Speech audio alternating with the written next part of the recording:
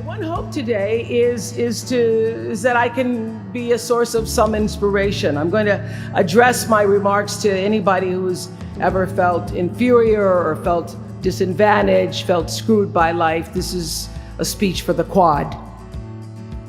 Well, I was on television by the time I was 19 years old. And in 1986, I launched my own television show with a relentless determination to succeed. At first, I was nervous about the competition, and then I became my own competition, raising the bar every year, pushing myself as hard as I knew. Sound familiar to anybody here? Eventually, we did make it to the top, and we stayed there for 25 years. The Oprah Winfrey Show was #1 in our time slot for 21 years. And I have to tell you, I became pretty comfortable with that level of success. But a few years ago, I decided, as you will at some point, that it was time to recalculate, find new territory, break new ground. So I ended the show and launched OWN, the Oprah Winfrey Network. 1 year later, after launching OWN, nearly every media outlet had proclaimed that my new venture was a flop. Not just a flop, but a big, bold flop, they call it. I can still remember the day I opened up USA Today and read the headline, "Oprah not quite standing on her own." It really was, this time last year, the worst period in my professional life. I was stressed and I was frustrated, and quite frankly, I was embarrassed. It doesn't matter how far you might rise. At some point, you are bound to stumble, because if you're constantly doing what we do, raising the bar, if you are constantly pushing yourself higher, the law of averages, not to mention the myth of Icarus, predicts that you will at some point fall. And when you do, I want you to know this, remember this: there is no such thing as failure. Failure is just life trying to move us in another direction. Now, when you're down there in the hole, it looks like failure. So this past year, I had to spoon feed those words to myself. And when you're down in the hole, when that moment comes, it's really okay to feel bad for a little while. Give yourself time to mourn what you think you may have lost. But then, here's the key: learn from every mistake, because every experience, encounter, and particularly your mistakes, are there to teach you and force you into being more of who you are. And then figure out what is the next right move. And the key to life is to develop an internal, moral, emotional GPS that can tell you which way to go.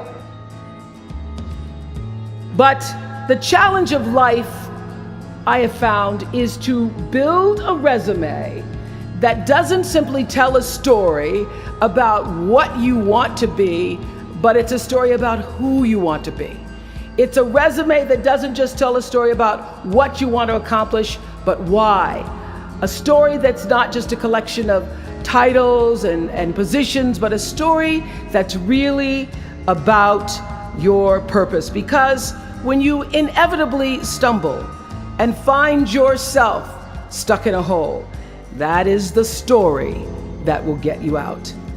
What is your true calling? What is your dharma? What is your purpose? For me, that discovery came in 1994 when I interviewed a little girl who had decided to collect pocket change in order to help other people in need. She raised $1,000 all by herself, and I thought, well, if that little 9-year-old girl with a bucket and a big heart could do that, I wonder what I could do. So I asked for our viewers to take up their own change collection, and in 1 month, just from pennies and nickels and dimes, we raised more than $3 million that we used to send one student from every state in the United States to college. And Together, we built 55 schools in 12 different countries and restored nearly 300 homes that were devastated by Hurricanes Rita and Katrina. So the Angel Network, I've been on the air for a long time, but it was the Angel Network that actually focused my internal GPS. It helped me to decide that I wasn't just gonna be on TV every day, but that the goal of my shows, my interviews, my business, my philanthropy, all of it, whatever ventures I might pursue, would be to make clear that what unites us is ultimately far more redeeming and compelling than anything that separates me. Because what had become clear to me, and I want you to know, it isn't always clear in the beginning, because as I said, I've been on television since I was 19 years old. But around 94, I got really clear. So don't expect the clarity to come all at once, to know your purpose right away. But what became clear to me was that I was here on earth to use television and not be used by it, to use television to illuminate the transcendent power of our better angels. So this Angel Network, it didn't just change the lives of those who were helped, but the lives of those who also did the helping. It reminded us that no matter who we are, or what we look like, or what we may believe, it is both possible and, more importantly, it becomes powerful to come together in common purpose and common effort.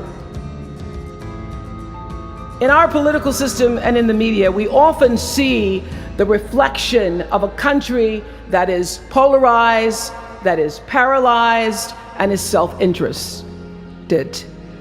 And yet, I know you know the truth.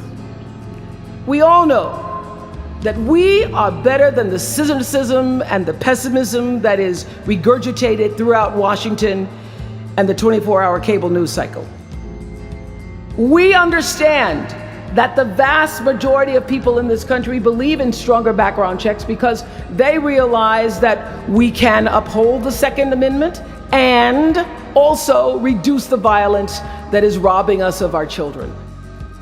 And we understand that most Americans believe in a clear path to citizenship for the 12 million undocumented immigrants who reside in this country, because it's possible to both enforce our laws and at the same time embrace the words on the Statue of Liberty that have welcomed generations of huddled masses to our shores. We can do both.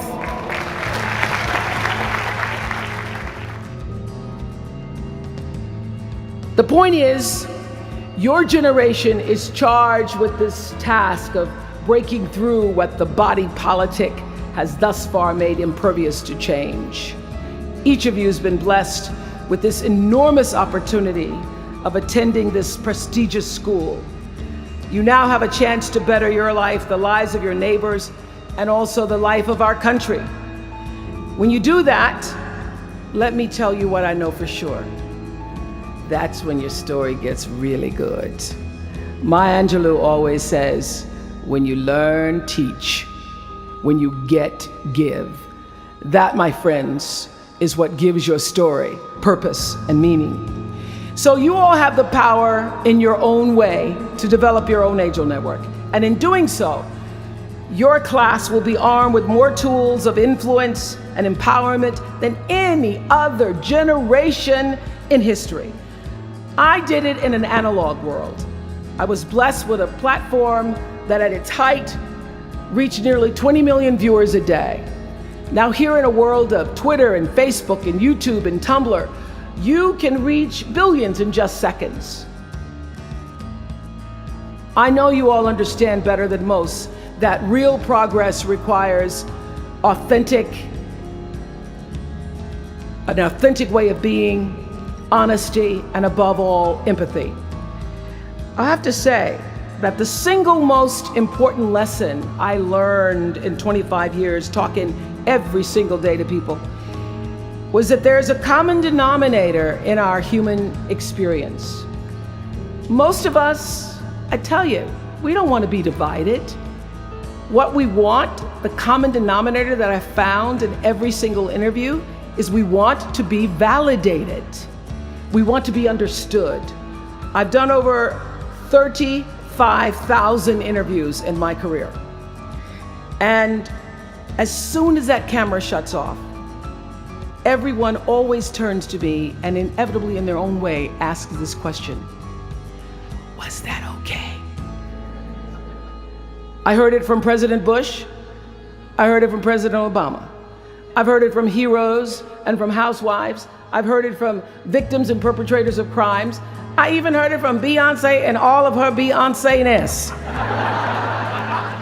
She finishes performing, hands me the microphone and says, was that okay? Friends and family, yours, enemies, strangers, in every argument, in every encounter, every exchange, I will tell you, they all want to know one thing. Was that okay? Did you hear me? Do you see me? Did what I say mean anything to you? So whether you call it soul or spirit or higher self, intelligence, there is, I know this, there's a light inside each of you, all of us, that illuminates your very human beingness if you let it. No matter what challenges or setbacks or disappointments you may encounter along the way, you will find true success and happiness if you have only one goal. There really is only one, and that is this: to fulfill the highest, most truthful expression of yourself as a human being. You want to max out your humanity by using your energy to lift yourself up, your family, and the people around you. Theologian Howard Thurman said it best. He said, don't ask yourself what the world needs. Ask yourself what makes you come alive, and then go do that. Because what the world needs is people who have come alive. From time to time, you may stumble, fall. You will for sure count on this. No doubt. You will have questions and you will have doubts about your path. But I know this: if you're willing to listen, to be guided by that still small voice that is the GPS within yourself, to find out what makes you come alive, you will be more than okay. You will be happy, you will be successful, and you will make a difference in the world.